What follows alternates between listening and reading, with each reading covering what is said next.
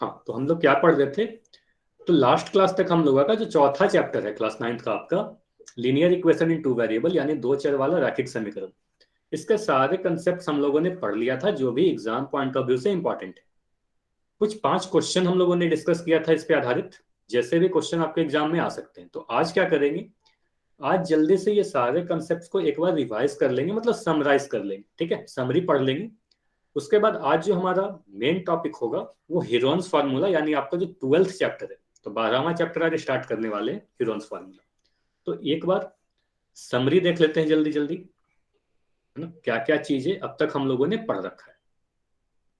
ठीक है, अब देखिए, जैसे ही चौथा चैप्टर आपको स्टार्ट किया गया था उसी समय आपको बताया गया था किसी भी दो चर वाले रैखिक समीकरण को ax plus B Y plus C के फॉर्म में आप लिख सकते हो, यह एक व्यापक रूप है या जनरल फॉर्म इसे कह सकते हैं। ठीक है, यानी किसी भी दो चर वाले रैखिक समीकरण को आप ax plus B Y plus C के फॉर्म में लिख सकते हो। ठीक है, जहां पर दो चीज आपको ध्यान रखना है कि a और b का मान जीरो कभी नहीं हो सकता। a का मान जीरो नहीं हो सकता, b का मान जीरो नहीं हो सकता। अच्छा, अगर बोलो कि a और b का मान जीरो क्यों नहीं हो सकता, अगर आप इसके बारे में सोचो तो आपको समझ में आ जाएगा। मान लो अगर a को आप जीरो कर दो, है ना, अगर आप a का मान जीरो रख दोगे तो क्या बनेगा, ये जीरो इंटू एक्स हो जाएगा, है ना, ये बी वाई हो जाएगा और ये सी हो जाएगा। ठीक है, यानी ये वाला पूरा मान तो खत्म हो जाएगा, जीरो इंटू एक्स तो जीरो हो जाएगा, यानी बचेगा बी वाई प्लस सी। और बी वाई प्लस सी क्या दो चर वाला रैखिक समीकरण है? तो आप बोलोगे नहीं सर, ये तो सिर्फ एक चर वाला रैखिक समीकरण हो गया, तो इसमें सिर्फ एक चर दिख रहा है ना। तो ए बी यानी एक्स का जो कोफिशियंट है, एक्स का जो गुणांक है और जो वाई का गुणांक है, ये जीरो नहीं हो सकता। ठीक है, तो ये ध्यान रखिएगा कि ये तो आपको याद ही है कि X plus B Y plus C एक जनरल फॉर्म होता है। इसमें ये ध्यान रखिएगा कि ए और बी का मान जीरो कभी नहीं हो सकता। सी का मान जीरो हो सकता है, ठीक है, सी जीरो हो भी सकता है, नहीं भी होगा, कोई भी दिक्कत नहीं। जैसे कि मैं अगर लिखूं 2x प्लस 3y माइनस 5 बराबर जीरो, तो ये दो चर वाला रैखिक समीकरण है या नहीं है, ये बताइए, हाँ या ना। तो आप बोलोगे सर हाँ, ये तो दो चर वाला रैखिक समीकरण है क्योंकि दो वेरिएबल भी है, रैखिक भी है, समीकरण भी है। ठीक है, लेकिन अगर मैं ऐसे लिखूं 2x प्लस 3y बराबर जीरो, यानी जो कांस्टेंट वाला टर्म था, ये 5 को मैं नहीं लिख रहा हूं। ठीक है, मतलब c का मान अगर मैं जीरो कर दूं, अब ये दो चर वाला रैखिक समीकरण है कि नहीं? तो आप बोलोगे सर अभी भी इसमें दो चर तो दिख रहे हैं, समीकरण भी है और मैक्सिमम पावर एक भी है, तो ये भी दो चर वाला रैखिक समीकरण है। तो सी का मान जीरो हो भी सकता है, नहीं भी हो सकता है। ठीक है, तो ए बी का मान तो जीरो नहीं होगा, लेकिन सी का मान जीरो हो सकता है। ये समझ में आया कि पहला जो स्टेटमेंट लिखा हुआ था इसका क्या मतलब हुआ? ये समझ में आया सभी को? ये चैट में लिख के बताइए, इतना क्लियर है? ठीक, अब देखिए अगला चीज हम लोगों ने क्या पढ़ा। इसके बाद आपको ये सीधे सीधे बताया गया था कि दो चर वाला रैखिक समीकरण के अपरिमित रूप से अनेक हल होते हैं, मतलब इनफाइनाइट सॉल्यूशन होते हैं, है ना। इनफाइनाइट सॉल्यूशन कहने का क्या मतलब हुआ, आपको समझाया भी गया था कि अगर मैं x प्लस वाई बराबर 8, ये कोई दो चर वाला रैखिक समीकरण लिख दिया, सिंपल सा इक्वेशन लिख रहा हूं बस समझाने के लिए। ठीक है, तो इसके कितने हल होंगे, कभी भी आपसे पूछा जाए तो आप बोलोगे सर इसका अनगिनत हल होगा, अपरिमित रूप से अनेक हल होंगे, कोई एक दो तीन हल नहीं होता। मतलब अगर x का मान एक रख दोगे तो y का मान 7 मिल जाएगा, है ना। x का मान एक रखोगे तो y का मान 7 रख मिल जाएगा, x का मान एक रख के पुट करके देखो वहां पर, तो y का मान 7 मिल जाएगा, दोनों को जोड़ने पे 8 मिलेगा। x का मान आप अगर 2 रख दोगे तो y का मान 6 मिल जाएगा, x का मान आप 3 रखोगे तो y का मान 5 मिल जाएगा, x का मान आप मान लो -1 रख दिए तो y का मान 9 मिल जाएगा, है ना। तो कुछ भी आप x का मान रख सकते हो, यहां से यही पता चल रहा है ना, x का मान आप कुछ भी रख सकते हो, मान लो 0.7 रख दिया तो अभी यहाँ से y का मान कुछ तो आ ही जाएगा, है ना। तो x के कुछ भी मान रखने पर y का कुछ ना कुछ मान आते जाएगा, इसका कोई अंत नहीं है। तो x और y के अनेकों मान हो सकते हैं जो इस समीकरण को सेटिस्फाई करे, और अगर इस समीकरण को अनेकों हल सेटिस्फाई कर रहे हैं, अनेकों मान सेटिस्फाई कर रहे हैं, तो इस समीकरण के अपरिमित रूप से अनेक हल होंगे, अनगिनत हल होगा। ठीक है, इतना समझ में आया? तो दूसरा चीज यही हम लोगों ने पढ़ा था। उसके बाद जो अगला चीज था हमारा, यही बताया गया था आपको कि दो चर वाला जो भी रैखिक समीकरण होगा उसका अगर आप ग्राफ खींचोगे तो ग्राफ क्या होगा, एक सरल रेखा होगा, यानी एक स्ट्रेट लाइन होगा, है ना। तो स्ट्रेट लाइन आपको किस तरीके से आप बनाते हो, ये बनाने का तरीका भी आपको बताया गया था कि एक बार मैंने x को जीरो किया था, एक बार y को जीरो किया था, दो पॉइंट लिया था, दोनों पॉइंट को मिला दिया, है ना। तो ग्राफ कैसे खींचते हैं ये भी सीखा था हम लोगों ने। और आपको ये ध्यान भी रखना है कि कोई भी दो चर वाला रैखिक समीकरण हो, उसको अगर आप ग्राफ पेपर पर बनाओगे तो क्या बनेगा, एक सरल स्ट्रेट लाइन बनेगा। ठीक है, सरल रेखा बनेगा, स्ट्रेट लाइन बनेगा। ठीक है, ये क्वेश्चन अगर आपको याद हो तो इस तरीके से बताया गया था कि 9x + 7y = 63 का ग्राफ खींचिए। तो इसका जब हमने ग्राफ खींचा था तो हमें पता चला था कि कुछ इस तरीके से ग्राफ जा रहा है, यानी एक स्ट्रेट लाइन बना था। ठीक है, तो ये ध्यान रखिएगा आप लोग कि कोई भी दो चर वाला रैखिक समीकरण का आलेख एक सरल रेखा यानी एक स्ट्रेट लाइन होगा। ठीक है, चलिए उसके बाद यहां पर एक इंपॉर्टेंट कंसेप्ट है। कभी भी आपसे वाई एक्सिस का समीकरण पूछा जाए, मतलब equation of Y axis, Y H का समीकरण पूछा जाए, तो आप बोलोगे एक्स बराबर 0। अगर कभी आपसे एक्स एक्सिस का समीकरण पूछा जाए तो आप बोलोगे वाई बराबर 0। इसको समझ लेते हैं। अगर मैं एक एक्स एक्सिस बना दूं, एक वाई एक्सिस बना दूं, ठीक है,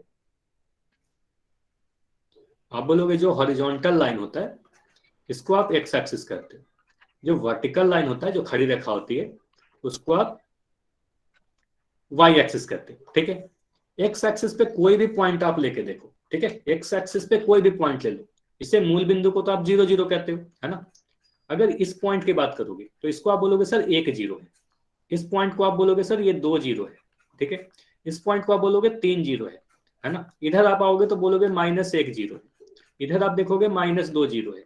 मतलब एक्स एक्सिस पे जितने भी पॉइंट है उसमें एक चीज आपको कॉमन दिख रहा होगा कि वाई कोऑर्डिनेट जो है, वाई निर्देशांक क्या है, हमेशा 0 हो रहा है ना। वाई निर्देशांक सभी जगह आपको 0 दिख रहा होगा एक्स एक्सिस पे।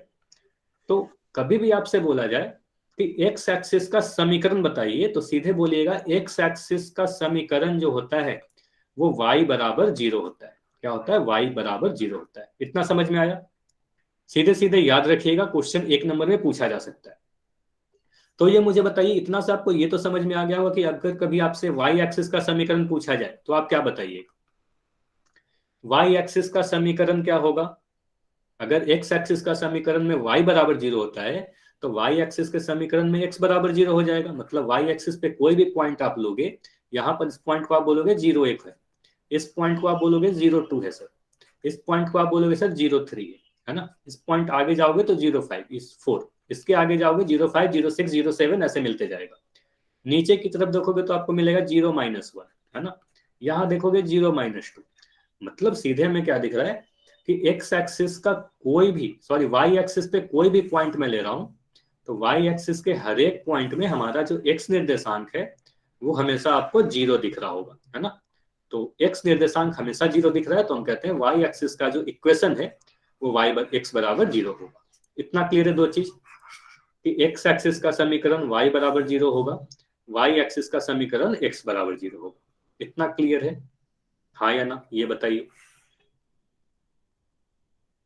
सीधे सीधे याद रखिएगा, एक्स एक्सिस का समीकरण कभी भी पूछा जाए तो y बराबर 0 कहिएगा, वाई एक्सिस का समीकरण में x बराबर 0 कहिएगा। चलिए इसके बाद अगर कभी बोला जाए x बराबर a, है ना। दो चीज आपको लास्ट क्लास में बताया भी गया था, ये ध्यान दीजिएगा। कभी भी ऐसा लिखा हुआ रहे x बराबर कोई भी कांस्टेंट, है ना, कोई भी अचर लिखा रहे x बराबर a, जिसका अगर आप ग्राफ खींचना चाहोगे, ये एक रैखिक समीकरण है लेकिन ये एक चर वाला रैखिक समीकरण। देखिए इसमें सिर्फ एक वेरिएबल है x, y का टर्म नहीं। तो x अगर किसी भी कांस्टेंट के बराबर आ जाए, मतलब अगर मैं कह रहा हूं x बराबर 5, तो इसका जो ग्राफ होगा, है ना, वो रेखा तो होगा, एक स्ट्रेट लाइन तो होगा। ये ध्यान दीजिएगा, एक लाइन तो होगा। ठीक है, लेकिन इसके लाइन में आप एक चीज बता सकते हो कि सर इसका जब ग्राफ खींचते हैं तो ये वाई एक्सिस के पैरेलल होगा। किसके पैरेलल होगा, वाई एक्सिस के समांतर होगा। ठीक है, ये ध्यान रखिएगा कि कभी भी x बराबर a लिखा रहे तो ये जो भी रेखा होगी वो y एक्सिस के समांतर होगी। ठीक है, अभी मैं उदाहरण से भी समझाऊंगा, पहले नोट कर लीजिए अपने कॉपी में, है ना, कॉपी में जल्दी से नोट कीजिए कि x बराबर है y एक्सिस के समांतर रेखा होगी। ठीक है, इतना हो गया। अब मुझे ये बताइए कि अगर मैं y बराबर कुछ कांस्टेंट कह दूं, y बराबर k कह दूं, तो ये किसके समांतर होगी, ये x एक्सिस के समांतर होगी या नहीं होगी। तो आप बोलोगे अगर y कुछ कांस्टेंट के बराबर हो जाए तो x के समांतर हो जाएगी। तो दो चीज समझ में आया, x बराबर कांस्टेंट y के समांतर होगा, y बराबर कोई कांस्टेंट x के समांतर होगा, x एक्सिस के पैरेलल होगा। अब देखिए इसका मतलब क्या होता है। अगर मैं एक एक्स एक्सिस लूं, एक वाई एक्सिस लूं,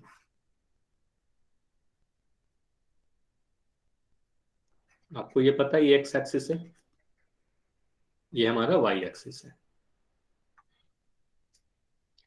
अगर आपसे कभी बोला जाए कि आप ग्राफ खींचिए एक्स बराबर 5 का, ठीक है, एक्स बराबर 5 का, आप देखोगे एक्स 5 कहां पर है, ये देख के आप क्या बोलोगे, एक्स के पैरेलल होगा या वाई के पैरेलल होगा, बताइए। एक्स बराबर 5 जो होगा वो एक्स एक्सिस के समांतर होगा या वाई एक्सिस के समांतर होगा, पहले ये बताइए, चैट में लिख के बताइए। एक्स बराबर 5 एक्स एक्सिस के समांतर होगा या वाई एक्सिस के समांतर होगा? वाई के समांतर होगा, ठीक है। तो आप कह रहे हो कि वाई के समांतर होगा, क्योंकि एक्स अगर कांस्टेंट है तो वाई के समांतर हो जाएगा। अब वाई के समांतर आप कैसे ड्रॉ करोगे? अगर मैं एक्स को 5 कर रहा हूं तो एक्स 5 कहां पर है, देखिए पॉजिटिव है, एक्स का 5 क्या है, पॉजिटिव है। तो आप देखो एक्स का सर 5 कहां पर है, एक, हाँ फिर से बताइए। सर एक्स कांस्टेंट मतलब? एक्स कांस्टेंट है मतलब एक्स कोई अचर नंबर है, मतलब एक्स का मान 5 के बराबर हो जाए, एक्स का मान 3 के बराबर हो जाए, एक्स का मान -3 के बराबर हो जाए, ऐसा कुछ है ना। ये किसी कांस्टेंट या अचर को रिप्रेजेंट करता है। अचर क्या होता है? अचर होता है मतलब जिसका मान नहीं बदलते, जैसे 2, एक्स का मान 2 है तो ये 2 फिक्स हो गया ना, 2 3 4 5 जो नंबर्स होते हैं ये अचर पद कहलाते हैं, ठीक है। अगर मैं एक्स का मान पूछूं, आपको पता है कि एक्स का मान कितना है, फिक्स है, कुछ फिक्स ही नहीं होता है, कभी 2 होगा, किसी क्वेश्चन में 3 होगा, है ना। तो दो तरह के टर्म्स होते हैं, एक्स वाई जेड को हम लोग चर पद कहते हैं, और जो भी नंबर्स है 2 3 4 5 √5 ये सारे क्या है, ये सब अचर पद है, ठीक है। तो एक्स कुछ कांस्टेंट लिखा हुआ है मतलब कोई अचर लिखा हुआ है, ठीक है।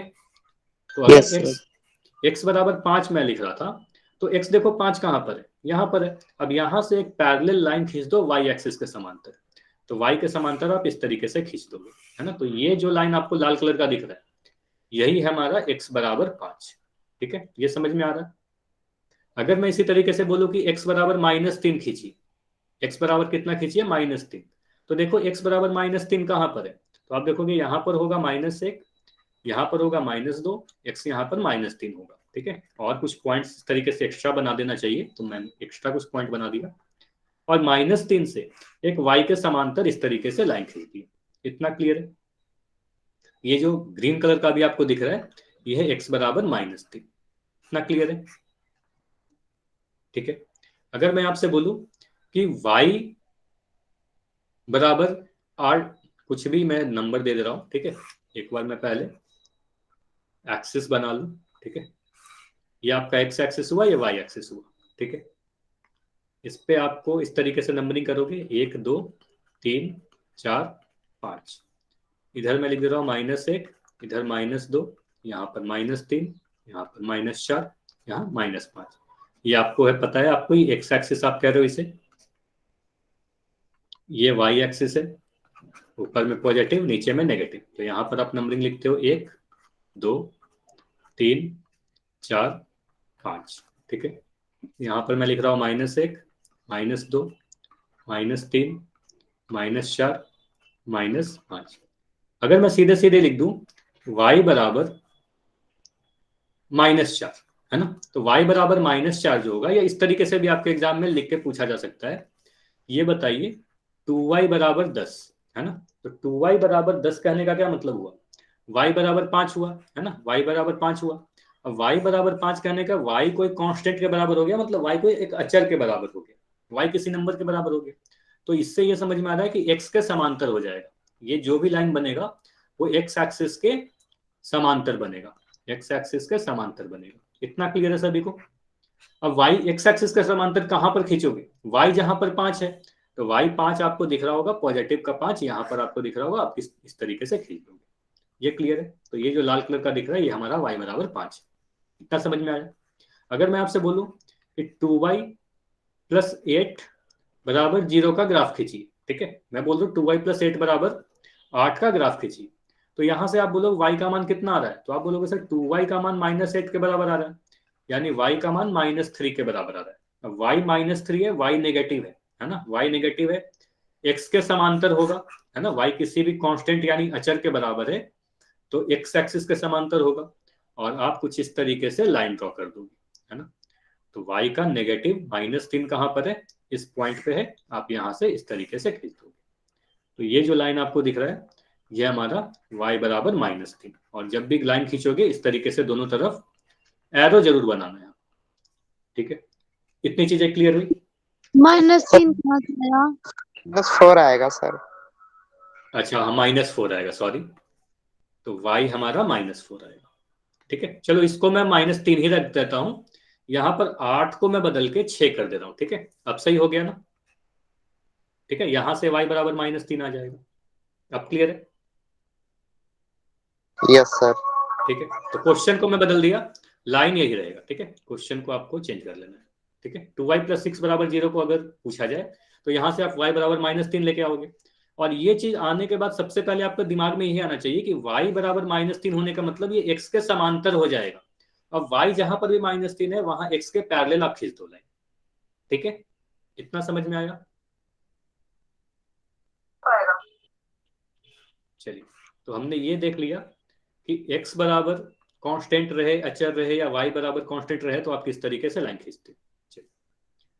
अब देखिए एक चीज है y बराबर mx। y बराबर mx कहने का क्या मतलब होता है?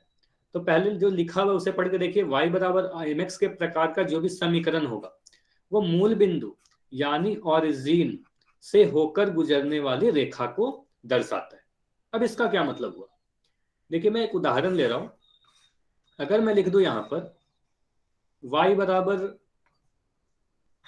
mx के फॉर्म में एक इक्वेशन में लिख रहा हूं y बराबर 3x, ठीक है।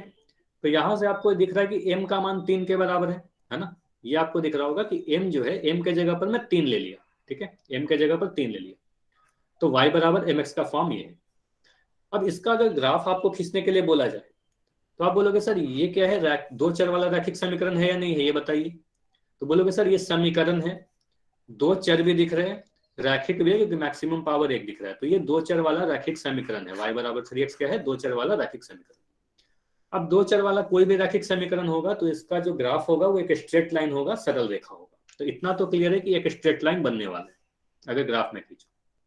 अब ग्राफ खींचने के लिए क्या करते हो, एक एक्स एक्सिस से वाई एक्सिस बनाते हो, एक्स और वाई एक्सिस बनाओगे। आपको बोला गया था कि आप एक इस तरीके से टेबल बनाते हो, है ना। जब भी ग्राफ खींचना हो आप एक टेबल बनाओगे, ठीक है। यहां से अगर मैं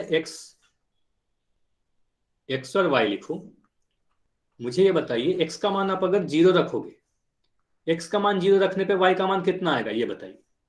अगर इस समीकरण में मैं x का मान 0 रख दूं तो y का मान कितना आएगा?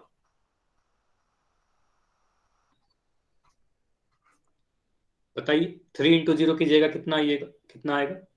तो आप बोलोगे सर x का मान 0 रखने पे y भी 0 आ जाएगा, y भी 0 आ जाएगा, ठीक है। तो इसका मतलब ये पता चल रहा है कि ये जो भी ग्राफ बनेगा 0 0 से क्रॉस होगा। एक सॉल्यूशन आया ना, 0 0 मतलब मूल बिंदु से क्रॉस करेगा। 0 0 का मतलब क्या हुआ? 0 0 हमारा मूल बिंदु होता है ना, यही हमारा ओरिजिन होता है, ठीक है। इतना क्लियर है? तो 0 सर ये 0 mx का मतलब? mx एक फॉर्म है, बस आपको याद रखना है कि y बराबर mx के रूप में, जैसे कि आपको बोला गया था ना कि ax + by + c, ये क्या है? एक फॉर्म है। इसी फॉर्म में हम लोग कोई भी दो चर वाला रैखिक समीकरण को लिखते हैं, जैसे 2x + 3y + 5 = 0। तो यहां से दिख रहा है कि a का मान 2 के बराबर है, b का मान 3 के बराबर है, c का मान 5 के बराबर है। जनरल फॉर्म हो गया x + by + c, ठीक है। उसी तरीके से एक जनरल फॉर्म है y बराबर mx, जहां पर m का मान बदलते रहेगा, है ना। यहाँ पर y का मान 3x लिख दिया, तो y बराबर mx और y बराबर 3x को आप कंपेयर करोगे तो दिख रहा है कि m का मान 3 के बराबर है ना। तो एक जनरल फॉर्म है, y बराबर 3x लिख सकते हो, y बराबर 4x लिख सकते हो, है ना, अलग अलग।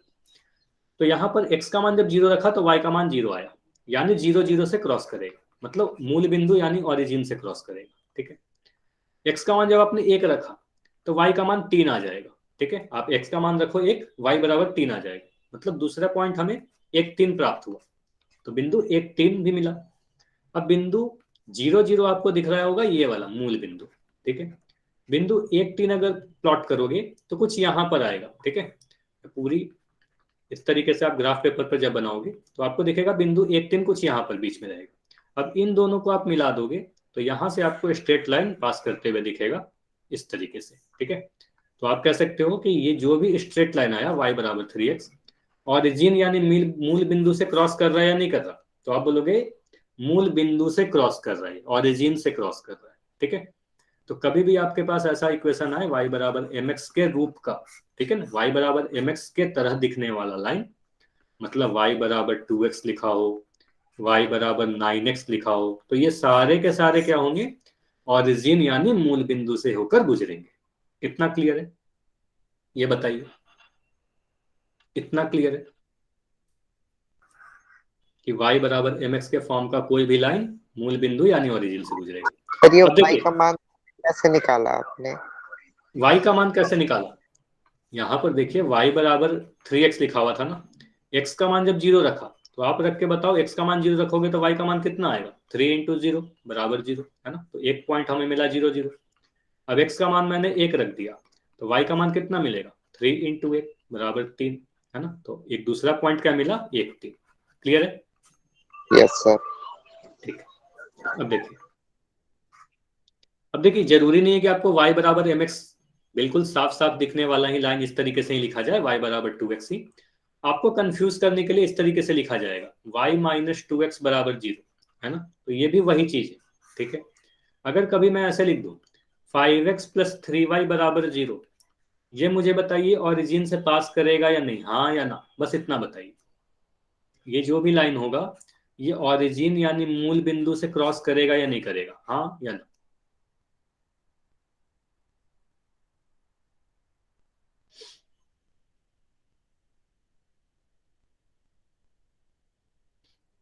तो ये भी मूल बिंदु से क्रॉस करेगा, ये भी ओरिजिन से क्रॉस करेगा, क्योंकि आप देख पाओगे कि इसको भी y बराबर mx के फॉर्म में आप बदल सकते हो। जैसे लिख सकते हो ना 3y बराबर माइनस 5x, है ना, 5x को मैं उधर भेज दिया, यहां से y को लिख सकते हो ना -5/3 इंटू एक्स, तो ये y बराबर mx के फॉर्म में आ गया, है ना।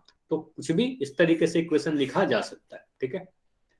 तो ये देखना है आपको, y बराबर mx के फॉर्म का कोई भी लाइन लिखा रहे तो वो सारे के सारे ओरिजिन से पास करेंगे। तो 5x प्लस 3y भी क्या होगा, ओरिजिन से पास करेगा, क्योंकि इस वाले में भी आप x का मान 0 रखोगे तो y का मान 0 आ जाएगा, ठीक है। तो कभी भी x का मान 0 रखने पे y का मान 0 आ रहा है, इसका मतलब यही हो रहा है ना कि वो ओरिजिन से पास कर रहा है। इतना क्लियर है, इतनी बातें क्लियर है। चलिए अब देखिए एक चीज और था, जब आपने ग्राफ सीखा, एक्स एक्सिस और वाई एक्सिस पे कोई भी दो चर वाले रैखिक समीकरण को जब प्लॉट करते हो तो आपको यह पता है कि एक स्ट्रेट लाइन मिलेगा कुछ इस तरीके से, ठीक है। चलिए अगर मैं कह रहा हूं कि बिंदु 2 1, है ना, बिंदु या 1 2 कह दे रहा हूं, ठीक है, बिंदु 1 2 x प्लस 2y, है ना, बराबर 5 का एक हल है, ठीक है। मतलब इसको सेटिस्फाई कर रहा है, बिंदु 1 2 जब इसमें पुट कर दोगे इस समीकरण में तो उसको सेटिस्फाई करेगा, एलएचएस आरएचएस के बराबर होगा। यहां पर दो चीज सीधे सीधे अपने दिमाग में बैठा लीजिए, लिख लीजिएगा कि यदि बिंदु 1 2 समीकरण x प्लस 2y बराबर 5 का हल है, ठीक है, ठीक है। अगर बिंदु 1 2 समीकरण x प्लस 2y बराबर 5 का हल है तो बिंदु 1 2 जो होगा इसके ग्राफ पर स्थित होगा, मतलब इसका जो भी आप लाइन ड्रॉ करोगे उस लाइन पर ही स्थित होगा ये पॉइंट। ऐसा कभी नहीं हो सकता कि ये बिंदु इस 1 2 इस लाइन के बाहर, है ना, बाहर कभी नहीं हो, है ना, उसी लाइन पर होगा।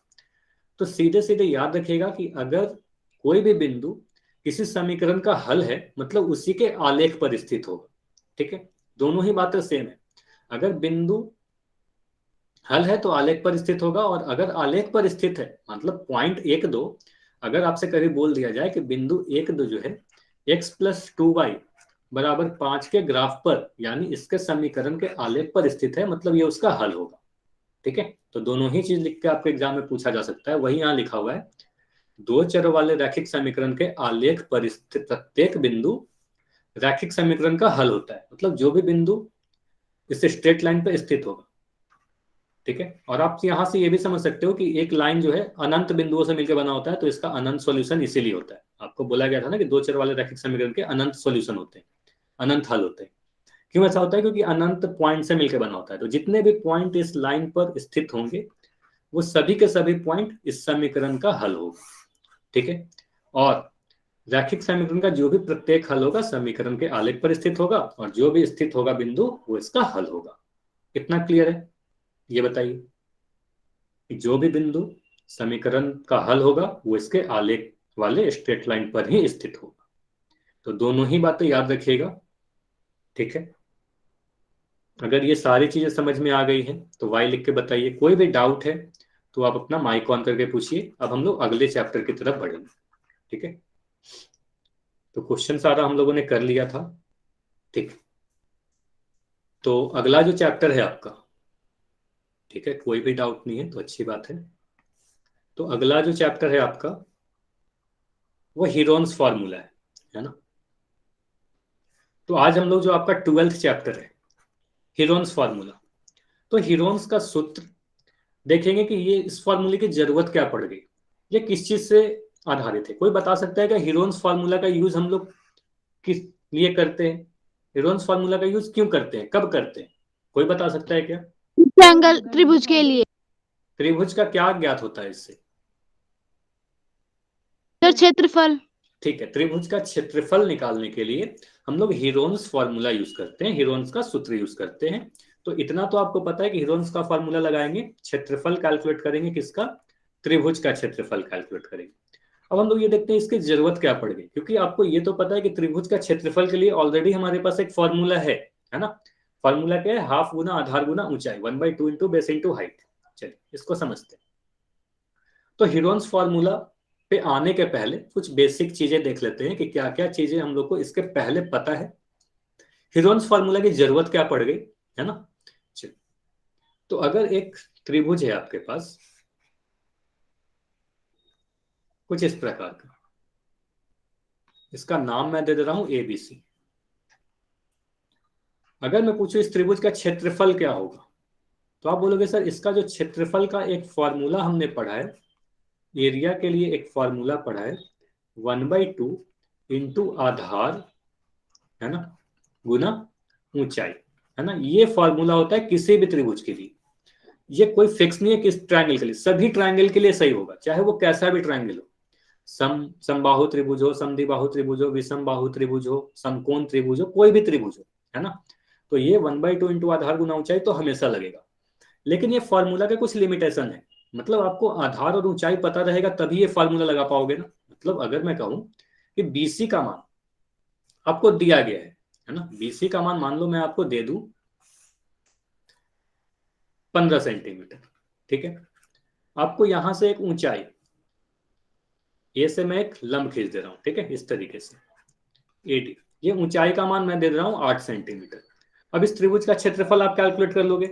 आप बोलोगे सर इसका जो क्षेत्रफल होगा, जो एरिया होगा वो होगा 1/2 इंटू 15 इंटू 8, यानी इसको काटोगे 4 बार में और ये 60 सेंटीमीटर स्क्वायर होगा, ठीक है। यहां से त्रिभुज का क्षेत्रफल हमने कैलकुलेट कर लिया।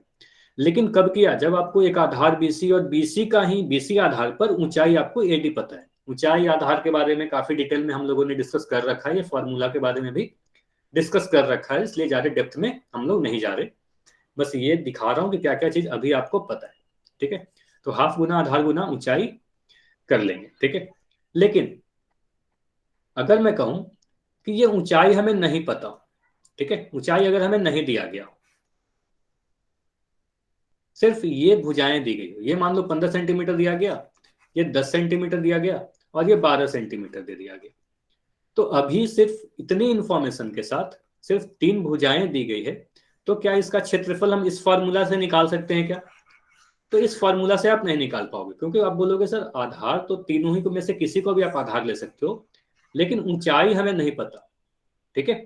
ऊंचाई किसी भी भुजा पे ऊंचाई आपको नहीं दिया गया हो, तो इस वाले फॉर्मूला से हम लोग त्रिभुज का क्षेत्रफल कैलकुलेट नहीं कर पा रहे थे, ठीक है। तो कोई भी त्रिभुज अगर आपको दिया गया हो जिसकी तीनों भुजा दी गई है, तो इसका क्षेत्रफल कैलकुलेट करने के लिए हम लोग हीरोन्स फॉर्मूला यानी हीरोन का सूत्र यूज करते हैं, ठीक है। तो हीरोन्स फॉर्मूला कहता क्या है, ठीक है। तो अब जरूरत पड़ती है हीरोन्स फॉर्मूला की। तो अगर हमारे पास कोई एक त्रिभुज है, ठीक है, मैं फिर से एक त्रिभुज बना ले रहा हूं। अगर आपके पास कोई एक त्रिभुज है जिसके सिर्फ तीनों ही भुजा आपको दी गई हो, मान लो ए, बी और सी, ठीक है, सिर्फ तीनों भुजा दी गई हो, तीनों भुजा की लंबाई में ए बी सी लिख दे रहा हूं, तो इसका क्षेत्रफल अगर आपको कैलकुलेट करना है ना, इसका नाम मैं दे रहा हूं ए बी सी, ठीक है। तो त्रिभुज ए बी सी का क्षेत्रफल जो होगा, ठीक है, इसके क्षेत्रफल के लिए हम लोग क्या यूज करेंगे, हीरोन्स फॉर्मूला यूज करेंगे, ठीक है।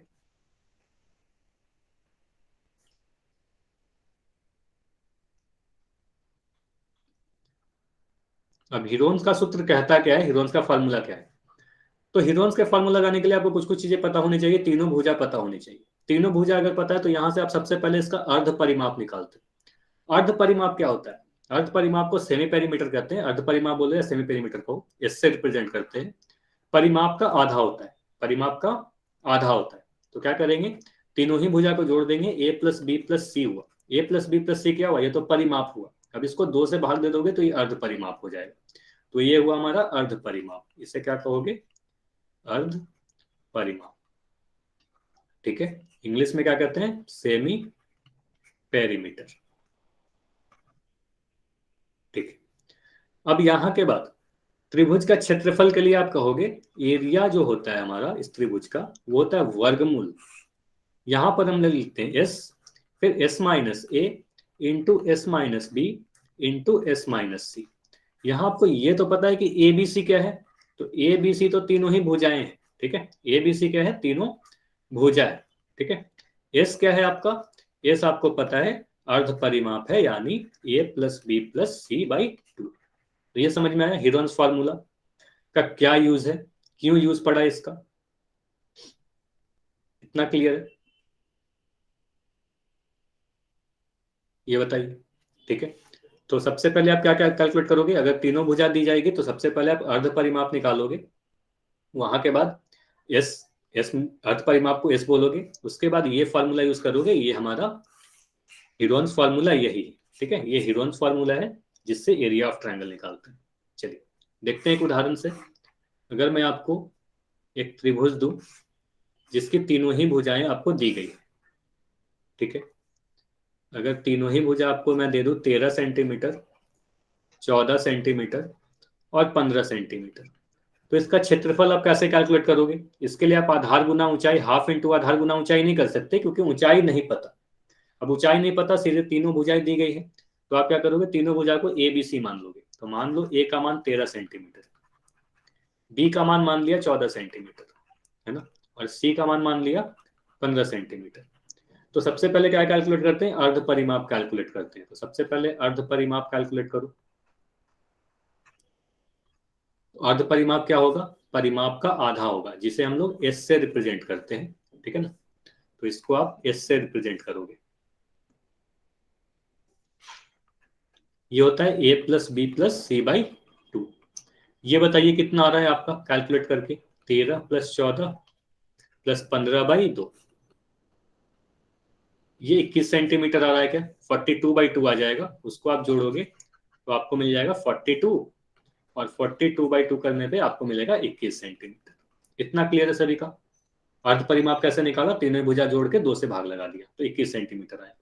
अब यहां से आप बोलोगे हीरोन्स फॉर्मूला के सूत्र के अनुसार जो त्रिभुज का क्षेत्रफल होगा, है ना, जो एरिया होगा वो कितना होगा, एस इंटू एस माइनस ए into S minus B into S minus c, ठीक है। और इसके ऊपर आप वर्गमूल लगा दोगे, ठीक है। यहां से सभी के मान आप रख दो, तो एस का मान आप रखोगे 21, है ना, इंटू 21 माइनस 13, फिर आप करोगे 21 माइनस 14, फिर आप करोगे 21 माइनस 15, ठीक है। इतना क्लियर है सभी को। यहां से 21 लिखा, 21 माइनस 13 करेंगे तो कितना आएगा, ये 7 आ जाएगा, ठीक है, सॉरी 8 आ जाएगा ना, 8 आएगा। तो 21 माइनस 13 करोगे तो 8 आ जाएगा आपका, ये आया हमारे पास 8। 21 माइनस 14 करेंगे तो कितना आएगा, ये 7 सेंटीमीटर आया, ठीक है। और 21 माइनस 15 किया तो 6 आया। इतना क्लियर है, ठीक है।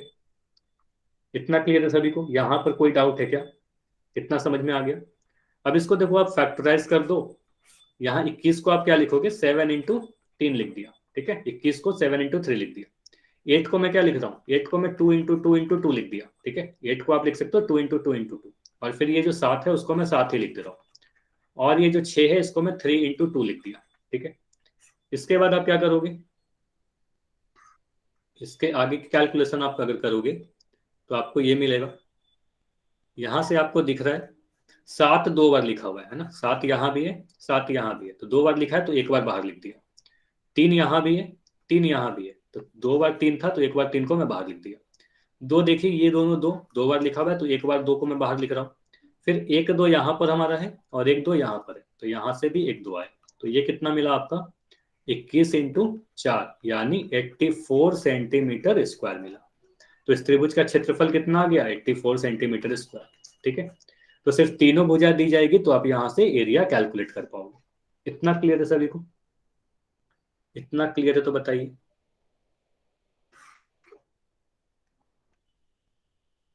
इतना सारी चीज समझ में आ गई, ठीक है। तीनों भुजा दी जाएगी, एबीसी का मान पता चल गया तो एरिया ऑफ ट्रायंगल कैलकुलेट कर पाएंगे, ठीक है। देखिए क्वेश्चन सीधे सीधे ऐसा नहीं होगा कि सिर्फ तीनों भुजा देकर, हमेशा ऐसा नहीं होगा कि सिर्फ तीनों भुजा दे दी जाएगी आपसे एरिया पूछा जाएगा। एक क्वेश्चन मैं इस तरीके से भी पूछ सकता हूं आपसे, हीरोन्स फॉर्मूला नहीं लगाना यहां, अगर मैं बोलूं इस त्रिभुज का क्षेत्रफल, मैं बोल रहा हूं इसका जो एरिया है, जो क्षेत्रफल है इस त्रिभुज का, मैं बोल रहा हूं 100 सेंटीमीटर स्क्वायर है। इसकी ऊंचाई आपको दी दी गई, ऊंचाई में बोल रहा हूं इस त्रिभुज का जो ऊंचाई है ये मैं बोल रहा हूं 4 सेंटीमीटर के बराबर है, 4 सेंटीमीटर है। तो इसका आधार बताइए, इस ऊंचाई के संगत आधार बताइए। तो आधार कितना होगा ये बताइए, बेस का मान कितना होगा।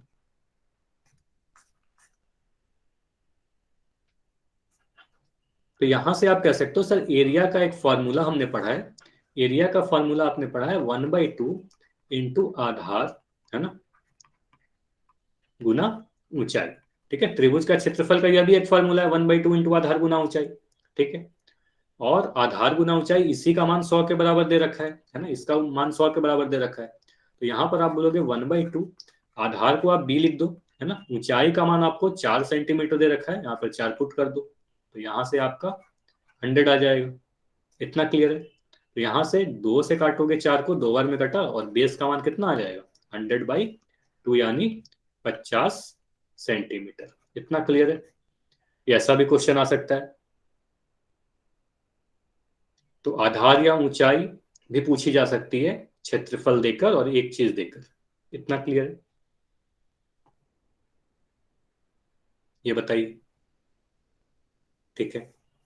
चलिए और भी अलग अलग तरीके के क्वेश्चन आएंगे। अच्छा एक चीज अगर मैं आपसे पूछूं कि ये जो फॉर्मूला है 1/2 इंटू बेस इंटू हाइट वाला, 1/2 इंटू आधार गुना ऊंचाई वाला, ये किस प्रकार के त्रिभुज का क्षेत्रफल का फॉर्मूला, तो ये सभी त्रिभुज में लग जाएगा, चाहे वो कोई भी त्रिभुज हो, ठीक है, कोई कंडीशन नहीं है इसमें, लेकिन कंडीशन यही है कि आधार और ऊंचाई पता होनी चाहिए। उसी प्रकार से अगर मैं हीरोन्स फार्मूला की बात करूं, तो ये जो हीरोन्स फार्मूला है ये किस प्रकार के त्रिभुज के लिए लगेगा, है ना। तो जनरली इन जनरल अगर तीनों ही भुजा दी जाएगी तो विषम बाहु त्रिभुज अगर आपके पास रहे तो विषम बाहु त्रिभुज में ये फार्मूला लगाते हैं। हीरोन्स का सूत्र जनरली विषम बाहु त्रिभुज में लगाते हैं, लेकिन क्या जरूरी है कि सिर्फ विषम बाहु त्रिभुज में ही लगेगा, तो नहीं। अगर कोई आपसे पूछे कि हीरोन्स का सूत्र किस प्रकार के त्रिभुज के लिए लगेगा, तो ये जितने भी प्रकार के त्रिभुज होते हैं सभी में लग सकता है, ठीक है, कोई कंडीशन नहीं। तो जितने भी त्रिभुज हो सकते हैं सभी में लगेगा, चाहे वो समबाहु त्रिभुज हो, समद्विबाहु त्रिभुज हो, विषम बाहु त्रिभुज हो, सभी में लग सकता है। लेकिन जनरली यूज किस में करेंगे, विषम बाहु त्रिभुज में यूज करेंगे जब तीनों ही भुजा अलग अलग दी जाएगी, ठीक है, जनरली उसी में यूज करते हैं। क्योंकि अगर मान लो आपको एक मैं समबाहु त्रिभुज दे दूं,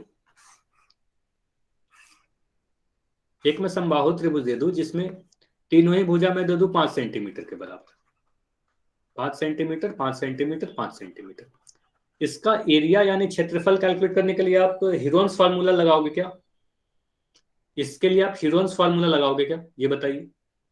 इसका क्षेत्रफल कैलकुलेट करने के लिए आप क्या करोगे, हीरोन्स फॉर्मूला। हीरोन्स फार्मूला लगाओगे तो आंसर तो आ जाएगा हीरोन्स फार्मूला से, लेकिन सीधे सीधे आपको एक फार्मूला बताया गया था कि समबाहु त्रिभुज का क्षेत्रफल, ठीक है, अगर जिसकी भुजा, आपको एक फार्मूला बताया गया था, किसी भी समबाहु त्रिभुज की अगर भुजा ए के बराबर है ना, तो इसका एरिया यानी क्षेत्रफल के लिए एक सीधे सीधे एक फार्मूला नहीं बताया गया था कि आप √3/4 इंटू ए स्क्वायर, ये बताया गया था ना, √3/4 इंटू भुजा स्क्वायर, ठीक है, ये याद है सभी को, Yes, √3/4, ठीक है। तो इस अगर समबाहु त्रिभुज है हमारे पास, तो यहाँ पर हीरोन्स फार्मूला लगा के अगर कैलकुलेट करोगे तो आंसर तो आ ही जाएगा, ठीक है। लेकिन जनरली यूज क्या करते हैं, सीधे सीधे छोटा सा फार्मूला हमारे पास यही है ना, तो यहाँ पर 5 का वर्ग कर दोगे, यहाँ से आंसर आपके पास सीधे सीधे आ जाएगा 25, यानी आप बोलोगे 25/4 √3 सेंटीमीटर स्क्वायर हमारा क्षेत्रफल होगा।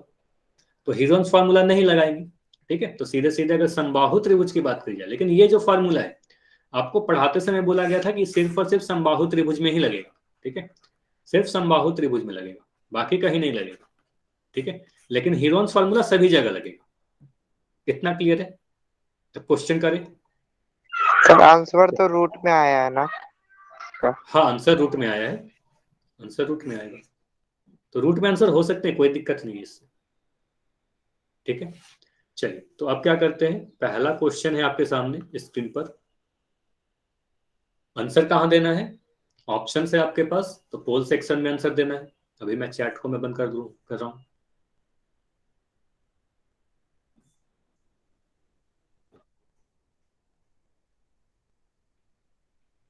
देखिए यहां पर त्रिभुज की भुजाएं ए बी सी डी है, तो अर्ध परिमाप पूछा जा रहा है। क्वेश्चन को ध्यान से पढ़िएगा कि पूछा क्या जा रहा है, वरना अगर क्वेश्चन को आप ध्यान से नहीं पढ़ोगे तो हो सकता है कि गलती कर दो। त्रिभुज की भुजाएं ए बी सी है, तो इसका अर्ध परिमाप यानी सेमी पेरीमीटर बताइए।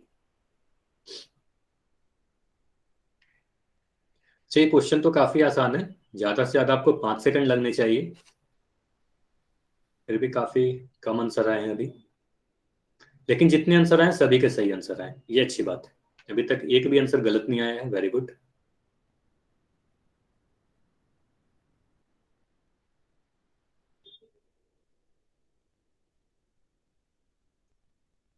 चलिए 10 सेकंड्स और रुकेंगे, फिर पोल को एंड करके डिस्कस करेंगे, क्योंकि काफी आसान सा क्वेश्चन है।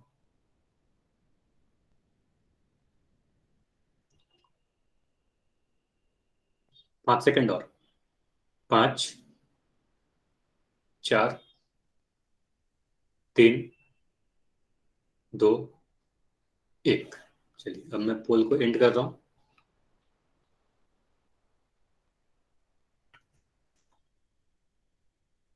अब देखिए यहां पर बोला क्या जा रहा है, त्रिभुज की भुजाएं ए बी सी है और पूछा जा रहा है अर्ध परिमाप यानी सेमी पेरीमीटर, ठीक है। तो सेमी पेरीमीटर को आप एस से रिप्रेजेंट करते हो, सबसे पहले तो ये दिमाग में आना चाहिए, सेमी पेरीमीटर को आप एस से रिप्रेजेंट करते हो।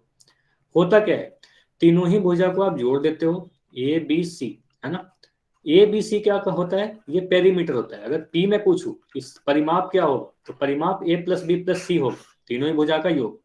अर्ध परिमाप क्या होगा, परिमाप का आधा होगा, यानी ए plus B plus C by 2 होगा, ठीक है। तो इसलिए हमारा आंसर ऑप्शन नंबर डी है। तो आप लिख सकते हो एस का मान a plus B plus C by 2 होगा, ठीक है। सी नहीं होगा क्योंकि यह क्या है, पेरीमीटर दिया गया है, परिमाप दिया गया। बी, ये किसी भी चीज का फॉर्मूला नहीं होता, ठीक है।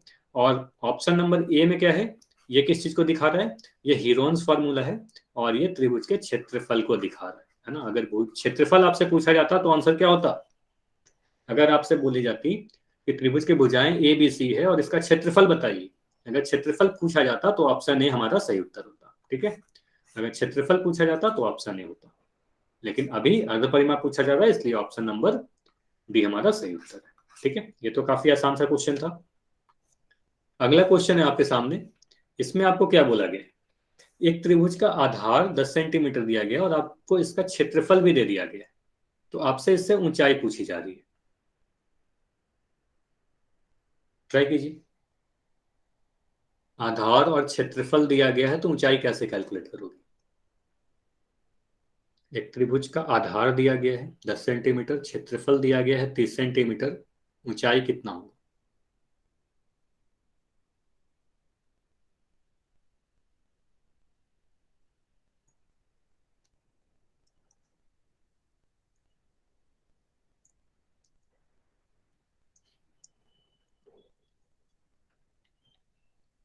सीधे सीधे फॉर्मूला पे आधारित क्वेश्चन है, कुछ भी इसमें करने की जरूरत नहीं है। सीधे सीधे आपको एक फॉर्मूला पता है, त्रिभुज का क्षेत्रफल बराबर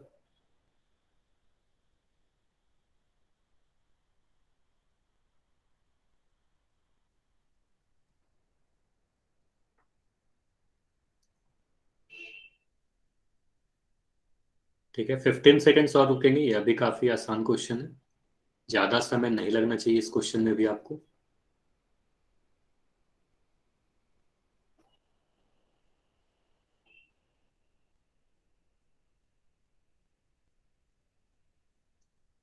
टेन सेकेंड्स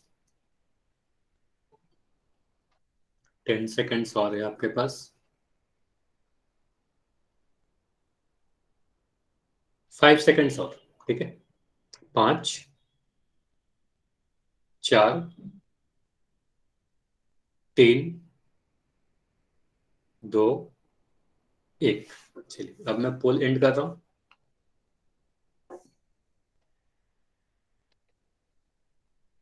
अब देखिए, त्रिभुज का आधार दे रखा है 10 सेंटीमीटर, क्षेत्रफल दे रखा है 30 सेंटीमीटर स्क्वायर। इससे आपको ऊंचाई बतानी है। तो आप बोलोगे मान लो अगर हमारे पास कुछ इस प्रकार का त्रिभुज है, इसका आधार आपको दे रखा है 10 सेंटीमीटर, है ना। तो ये नीचे वाले को मैं आधार क्या दे रहा हूं, और ये आप कह रहे हो 10 सेंटीमीटर के बराबर है। ऐसे ये फिगर बनाने की भी कोई जरूरत नहीं है आपको, बस मैं समझाने के लिए बता रहा हूं, ठीक है। तो अगर आधार हमारा नीचे वाला 10 सेंटीमीटर है, तो इसका ऊंचाई यहां से आप सामने वाले सिर से एक लंब डाल देते हो, और इस वाले को आप ऊंचाई कहते हो, जिसे एच से रिप्रेजेंट करते हैं। और इसका क्षेत्रफल दे रखा है 30 सेंटीमीटर स्क्वायर।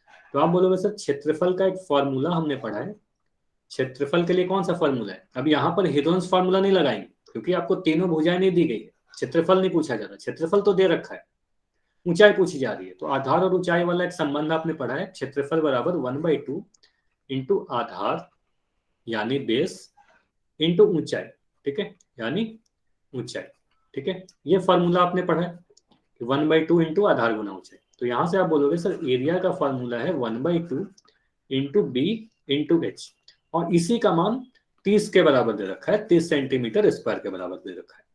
अब जो जो भी मान आपको पता है उसको पुट कर दीजिए। 1/2 लिखोगे, बेस के जगह पर आप 10 रखोगे, एच के जगह पर आप एच ही लिख दोगे, क्योंकि एच का मान हमें नहीं पता, ठीक है। यहां से सोल्व करने पे आपको क्या मिलेगा, 2 से 10 कटेगा 5 टाइम्स में, एच कितना आ जाएगा 30/5, यानी 6 सेंटीमीटर। तो ये क्लियर है, ऑप्शन बी हमारा सही उत्तर है। तो आपके एग्जाम में ऐसा क्वेश्चन आ सकता है, ध्यान दीजिएगा, ठीक है। तो ये भी इंपॉर्टेंट क्वेश्चन है, आपके एग्जाम में आ सकता है। इतना क्लियर है, ये बताइए। इसमें कोई भी डाउट है तो पूछ लीजिए, स्क्रीनशॉट ले लीजिए, खुद से ट्राई कीजिएगा, ठीक है। अब अगला क्वेश्चन करते हैं।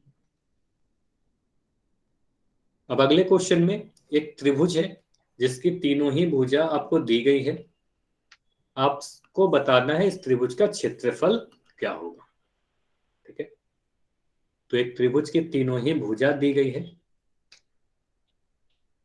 आपको इसका क्षेत्रफल बताना है। ट्राई कीजिए।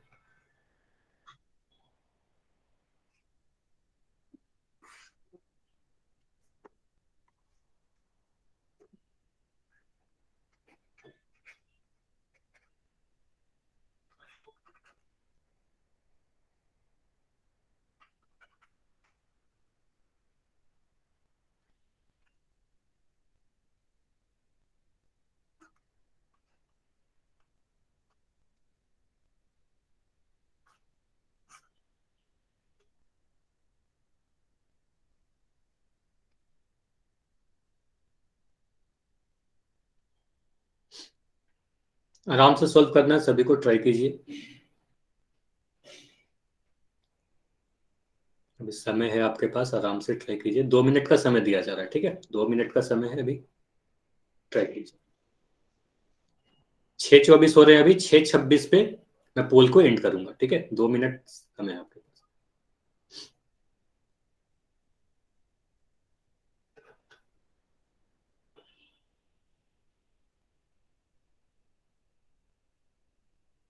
अगर तीनों भुजा दी गई है तो आपको पता है हीरोन्स फार्मूला का आप यूज करते हो, तो अभी अभी हीरोन्स फार्मूला बताया गया था, ठीक है। पहले आप हिंट में बता दे रहा हूँ, पहले आप अर्ध परिमाप आप कैलकुलेट करोगे, सेमी पेरीमीटर कैलकुलेट करोगे, फिर हीरोन्स फार्मूला में सभी के मान रख दोगे, जो जो भी मान वहां पर। सर आपकी आवाज नहीं आ रही। आवाज जा रही है, आप एक बार लेफ्ट करके ज्वाइन कर सकते हो, कीजिए, आप एक बार लेफ्ट करके ज्वाइन करो, ठीक है।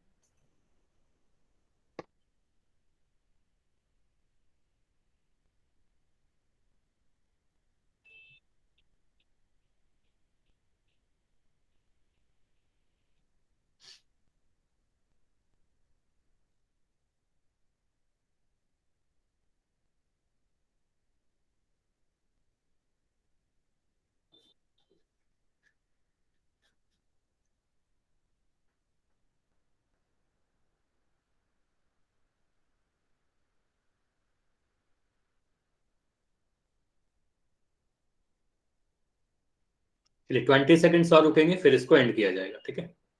20 सेकेंड्स और है आपके पास।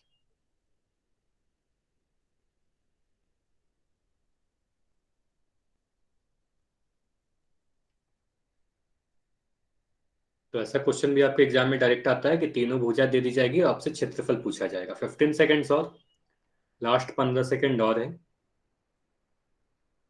देखिए कैलकुलेशन करके क्या आंसर आ रहा है आपका। 10 सेकेंड्स,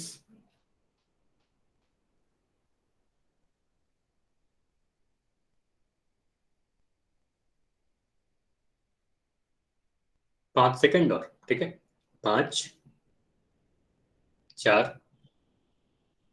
3, 2, 1। अब मैं पोल को एंड कर रहा हूं। अब इसको सॉल्व करते हैं, ठीक है। तो ये तो आपको सीधे समझ में आ गया होगा कि ये क्वेश्चन को बनाने के लिए ना हीरोन्स फार्मूला लगाऊंगा, है ना। तो इसको आप हीरोन्स फार्मूला से ही सॉल्व करोगे।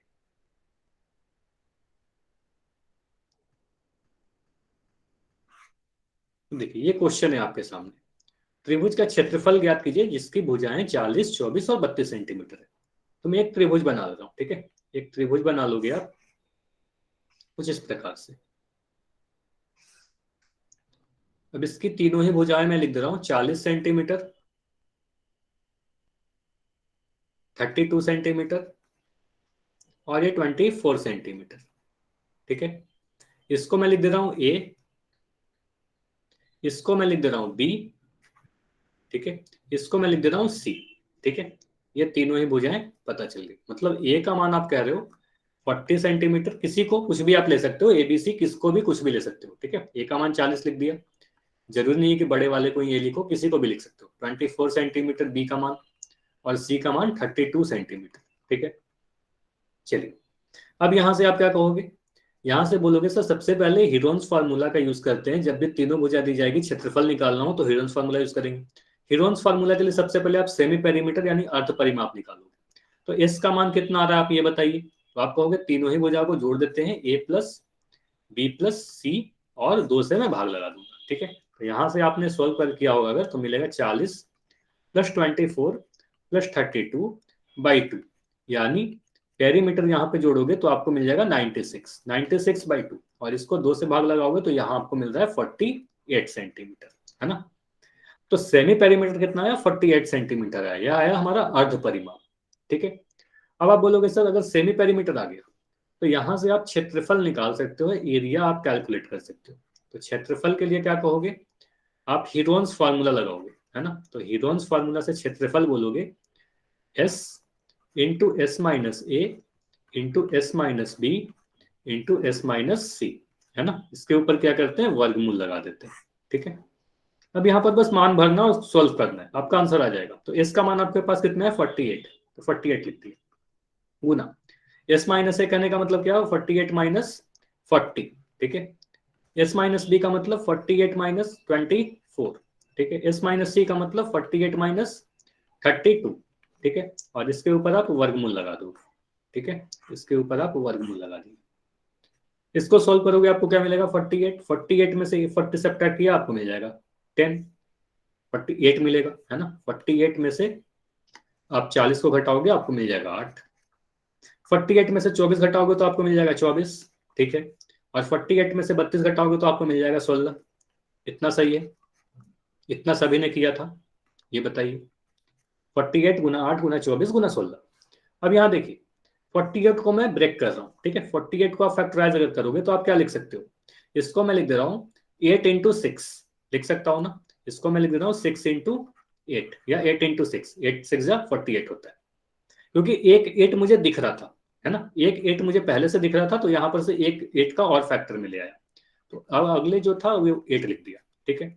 अब ये 24 को क्या लिखोगे, 24 को आप 12 गुना 2 भी लिख सकते हो, है ना, 6 गुना 4 में लिख रहा हूं अभी के लिए, क्योंकि एक 6 मैं पहले ही लिख चुका हूं, ठीक है, तो 24 को मैं लिख देता हूँ 6 गुना 4, ठीक है, इतना क्लियर है, 6 गुना 4 लिख दिया, इतना क्लियर है। और 16 को मैं लिख देता हूँ 4 गुना 4, ठीक है, 16 को मैं लिख दिया 4 गुना 4, इतना क्लियर है सभी को, ये सारी चीजें क्लियर है, ये बताइए। चलिए अब देखिए, अब यहां पर आपको दिख रहा होगा एक 6 यहां पर है, ठीक है, एक 6 यहां पर है, दो 6 आपको दिख रहा है, तो एक मैं 6 को बाहर ले लिया, ठीक। एक 8 हमारा यहाँ है, एक 8 हमारा यहाँ है, 2 बार 8 लिखा हुआ है, तो एक 8 8 में आ लिख दिया, ठीक। एक 4 हमारा यहाँ है और एक 4 हमारा यहाँ है, तो एक बार 4 भी बाहर आ जाएगा। और भी कुछ बाहर आएगा क्या, और भी कुछ बाहर आएगा क्या, ये बताइए। अंदर में एक 4 रह गया है, अंदर में एक 4 रह गया है, ठीक है। हाँ 4 को आप लिख सकते हो, देखो वर्गमूल 4 का मतलब क्या होता है, वर्गमूल जो 4 है वो भी तो 2 इंटू 2 है ना, भले लिखा नहीं है लेकिन वो 2 इंटू 2 है 4, है ना, तो वहां से एक 2 आ जाएगा, ठीक है, वहां से भी एक 2 आएगा। जैसे इसको मैं अगर और तोड़ के लिखूं तो आप ऐसे लिख सकते हो या नहीं लिख सकते, ये बताइए। अगर मैं अभी बाहर नहीं निकालू किसी को, मैं वर्गमूल ही रखूं, और ये मैं सारी चीज देखो सेम लिख रहा हूँ, 6 इंटू 8 इंटू 8 लिख दिया, फिर यहाँ पर 6 लिखा, फिर ये 4 इंटू 4 लिखा, और ये वाला जो 4 आपको दिख रहा है, लास्ट वाला 4, इसको लिख सकते हैं कि नहीं 2 इंटू 2, इस 4 को लिख सकते हो ना 2 गुना 2, है ना, तो यहां से आप अगर सॉल्व करोगे तो अब आपको दिख रहा है 2 6 है हमारे पास, तो एक 6 निकल गया, 2 8 है तो एक 8 हमारे पास निकल गया, 2 4 है तो एक 4 हमारे पास निकल गया, और 2 2 है तो एक 2 हमारे पास निकल गया। इन सभी को सोल्व करो तो आपको मिल जाएगा 48 गुना 8, यानी कितना मिल रहा है 384 सेंटीमीटर स्क्वायर, है ना, तो आंसर जो त्रिभुज का क्षेत्रफल है वो 384 सेंटीमीटर स्क्वायर था। इतना क्लियर है सभी को, ये क्लियर है, ये बताइए। कैलकुलेशन में कहीं पर कोई डाउट है क्या, अगर सारी चीज समझ में आ गई है तो वाई लिख के बताइए। सर बाहर एक और 4 लिख सकते थे ना, उसको तोड़े बिना। कहां पर फिर से बताइए, एक और 4 नहीं आएगा, देखिए 2 4 है ना, 2 4 है तो एक बार 4 को बाहर लिख दिया, ये हाँ ये 4 को मैं सीधे 4 नहीं लिखूंगा, अगर वर्गमूल 4 है तो इसको आप लिखोगे 2 गुना 2, एक बार 2 बाहर आएगा, ठीक है, अगर 2 बार 5 है तो एक बार 5 बाहर आएगा। Yes sir.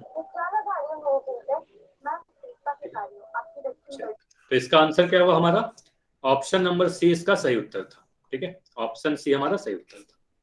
इतनी क्लियर है, तो अगर ये सारी चीज समझ में आ गई है तो आज की क्लास हम इतना ही तक रखते हैं, ठीक है, तो अरे आज इतना ही तक स्क्रीनशॉट ले पढ़ेंगे, ठीक है, स्क्रीनशॉट ले लेना आप, 1 मिनट।